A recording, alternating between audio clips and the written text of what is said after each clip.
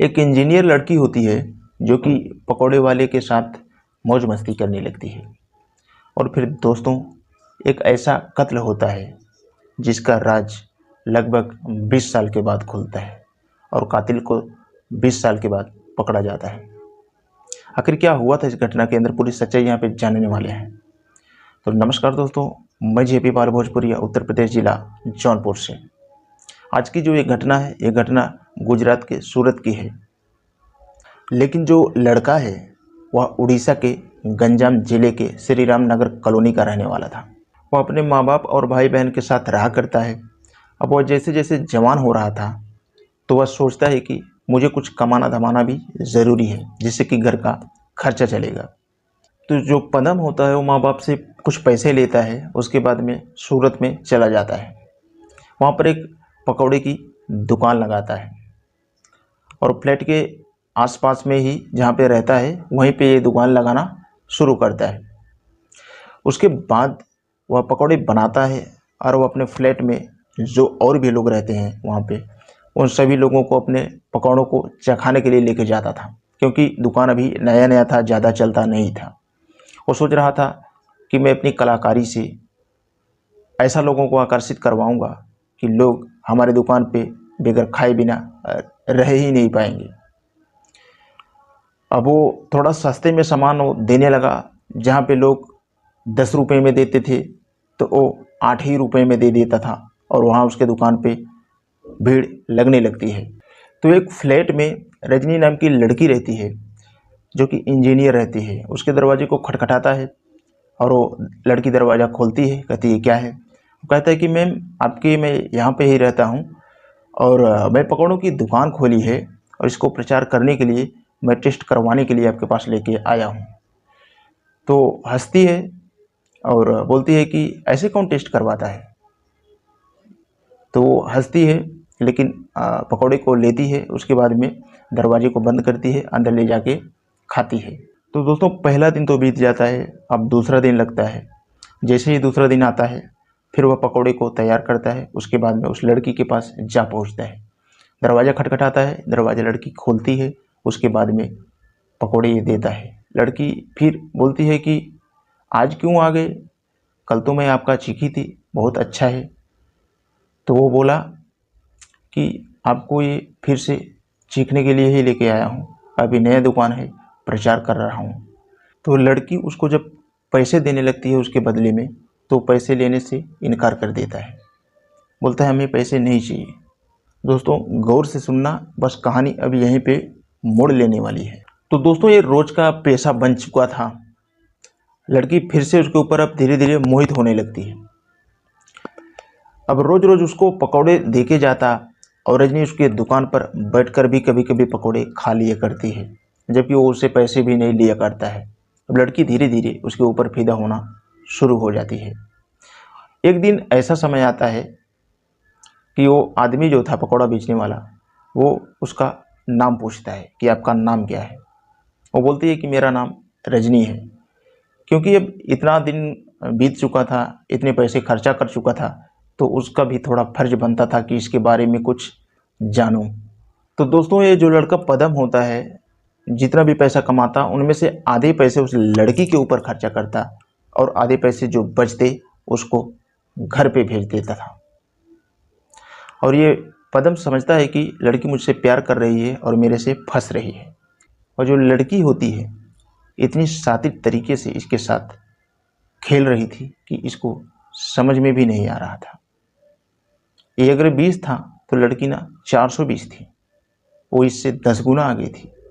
रजनी एक दिन किसी दूसरे लड़के के साथ जा रही थी। पदम उसको देख लेता है। अब पदम से रहा नहीं जाता। पदम कहता है कि उस दिन जब आप घूम रही थी लड़के के साथ में, वो लड़का कौन था? लड़की बोलती है कि मेरा बॉयफ्रेंड था। तो ये बोलता है कि फिर मैं कौन हूँ? लड़की कहती है कि तुम अपनी हैसियत तो देखो, तुम पकौड़े वाले हो, और मेरी हैसियत देखो, मैं इंजीनियर हूँ। तुम्हारे साथ में ऐसे ही मैं मौज मस्ती कर रही थी। पदम कहता है कि मैं इतने पैसे खर्चा किए तुम्हारे ऊपर, मैं तुमसे प्यार किया था इसीलिए खर्चा किया। लेकिन लड़की कहती है कि लेकिन मैंने प्यार नहीं किया, प्यार तो एक तरफा था तुम्हारे तरफ से। पदम कहता है कि आज के बाद तुम अपने बॉयफ्रेंड से नहीं मिलोगी, लेकिन लड़की कहती है कि नहीं, मैं तो उनसे मिलूंगी और शादी भी करूंगी, तुम कौन होते हो बीच में आने वाले। अब पदम और ज़्यादा गुस्से में एकदम लाल हो जाता है और वह बोलता है कि उससे तुम्हारा बॉयफ्रेंड जब मिलेगा तो मैं उसकी हत्या कर दूंगा साले को।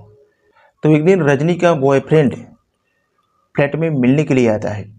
उसका नाम सचिन था और फ्लैट में मिलने के लिए जैसे ही आता है और उसी समय जो पदम होता है वहाँ पे आ जाता है और उसको फ्लैट में धक्का देके उसके ऊपर लोहे के रॉड से वार करता है और वहीं पे उसकी घटनास्थल पे ही मौत हो जाती है। उसकी हत्या करने के बाद पदम वहाँ से भाग जाता है। पूरे इलाके में एकदम सन्नाटा हो जाता है। तो रजनी बताती है कि जो पकौड़ी की दुकान लगाता था यही आदमी इसकी हत्या किया है, क्योंकि हत्या करने से पहले ये हमको वार्निंग दिया था कि अगर तुम अपने बॉयफ्रेंड से मिलना नहीं बंद करोगी तो मैं इसकी हत्या कर दूंगा। मैंने सोची कि ये बस ऐसे ही मजाक में कह रहा है, लेकिन इसने तो सच में कर दिया। पुलिस उस जगह पे पहुंचती है, उड़ीसा के गंजाम जिले के श्री राम नगर कॉलोनी में, लेकिन वहां से वो ये लड़का फरार था। भाई बहन और माँ बाप मिलते हैं, लेकिन वह वहाँ पर नहीं मिलता है। उसके बाद पुलिस उसको ढूंढती रहती है इधर उधर, लेकिन कहीं भी उसका अता पता नहीं होता है। अब ये दोस्तों घटना को बीते हुए लगभग 20 साल गुजर जाते हैं। अब उसके पिता की मौत हो जाती है।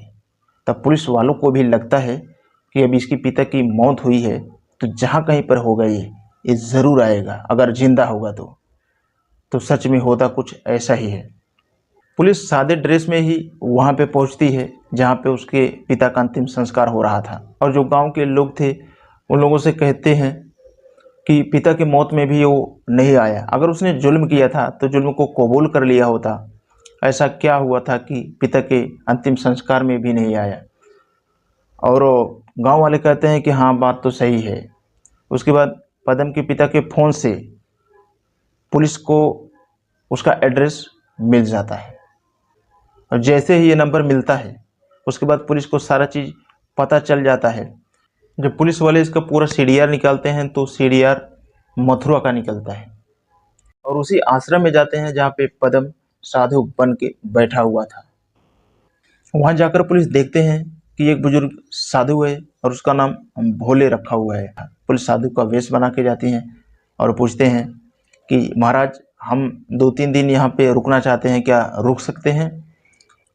तो उनको रुकने के लिए बोल दिया जाता है, लेकिन जो भोले था, जो पदम साधु था, वह किसी से ज़्यादा बात नहीं करता था। पुलिस वाले देखते हैं 1 दिन 2 दिन, लेकिन तीसरे दिन पुलिस वाले कहते हैं कि इससे बात ज़रूर करना चाहिए। पुलिस वाले बैठते हैं और उसके बाद में एक चिलम भरते हैं। उसके बाद में गांजा वो लोग पीना शुरू करते हैं साधु के साथ। साधु से पूछा जाता है कि महाराज आप कहाँ से हो। दोस्तों कहानी का जो दूसरा मोड़ है वो यहाँ से टर्निंग है। साधु बताता है कि मैं तो उड़ीसा के गंजाम जिले का रहने वाला हूँ। उसके बाद पुलिस वाले पूछते हैं कि तुम्हारे माँ बाप भी होंगे, उनका नाम क्या है। वो बोले कि हाँ पिता की मौत हो चुकी है और उनका अंतिम संस्कार हो चुका है, लेकिन मैं जा नहीं पाया। उसके बाद पुलिस वाले कहते हैं कि आपके बीवी बच्चे होंगे। वो पदम कहता है मेरे बीवी बच्चे नहीं हैं, एक लड़की से प्यार हुआ था, लेकिन उस लड़की ने मुझे धोखा देकर किसी दूसरे से प्यार कर लिया और वह लड़की वहीं पर है फिलहाल। मैं उसको छोड़ के भाग के यहाँ पे आ गया। पुलिस वाले कहते हैं कि महाराज अगर हम ऐसा करते तो हम उस लड़की को जान से मार देते, अगर हमारे साथ कोई धोखा करती तो पदम कहता है कि मैंने उस लड़की को जान से नहीं मारा, क्योंकि मैं अपने प्यार को अपने हाथों से नहीं मार सकता था, लेकिन जो उसका बॉयफ्रेंड बना था उसका नाम था सचिन, मैंने उसको जान से मार दिया। अब बस पुलिस को पूरा सबूत मिल जाता है। उसके बाद जैसे ही अपनी पूरी कहानी पुलिस वालों को बताता है, पुलिस वाले सादे ड्रेस में वहाँ पे साधु बन के तो गए ही थे। अब वो तो पहले से ही जानते थे इसकी स्टोरी, लेकिन उससे एक बार फिर से पूछना चाहते थे कन्फर्म करने के लिए। जैसे ही कन्फर्म हो जाता है कि ये वही है, उसके बाद में तुरंत उसको अरेस्ट कर लेते हैं। अरेस्ट करने के बाद में उसको विभिन्न धाराओं में मुकदमा दर्ज करके जेल में भेज देते हैं। अब ये सारी ज़िंदगी जेल में रहेगा।